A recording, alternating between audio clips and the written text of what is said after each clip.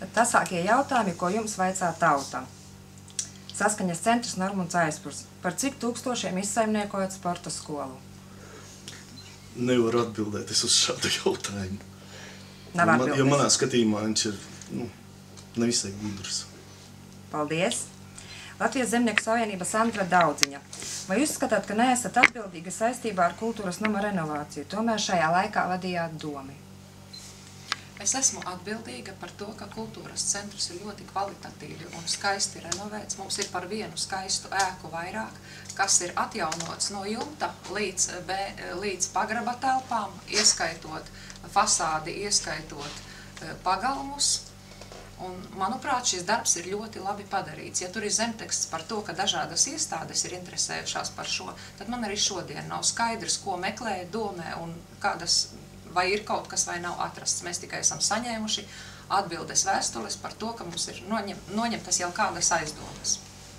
Paldies, Nacionālā apvienība Dzintars Poļaks.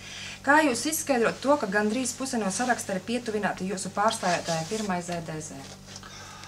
Es to skaidroju tikai tā, ka tas firmā ZDZ strādā ļoti aktīvi cilvēki, kuri drosmīgi arī iziet un parādīt savu seju arī pārējai tautai.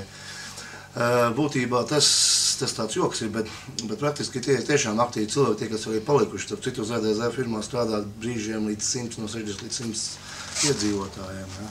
Gulbenes novadam, tas nav peļami. Es domāju, un noteikti, kad varbūt no šīs firmas ir cēlies kājas elementi, kā Gulbenes noderē. Ja?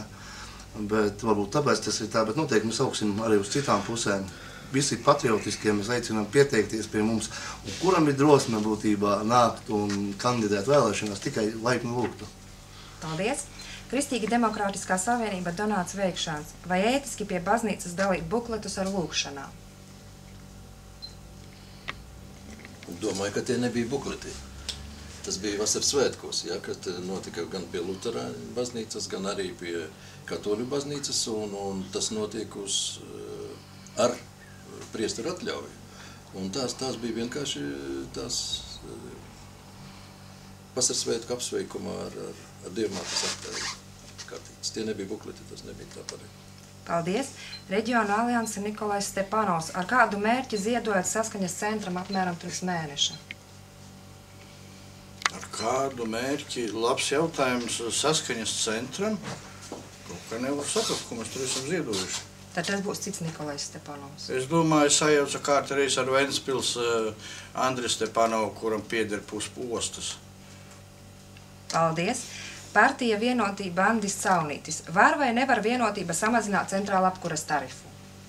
Vienotība noteikti tiešā veidā nevar samazināt, bet kā jebkurš katrs iedzīvotājs par jebkuru tarifu var sūdzēties un griezties regulatorā.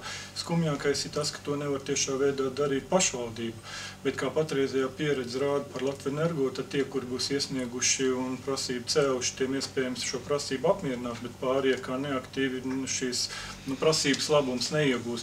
Bet Vienotība kā partija nevar pārskatīt, jeb griezties regulatorā pretenzijām par tarifu. Paldies!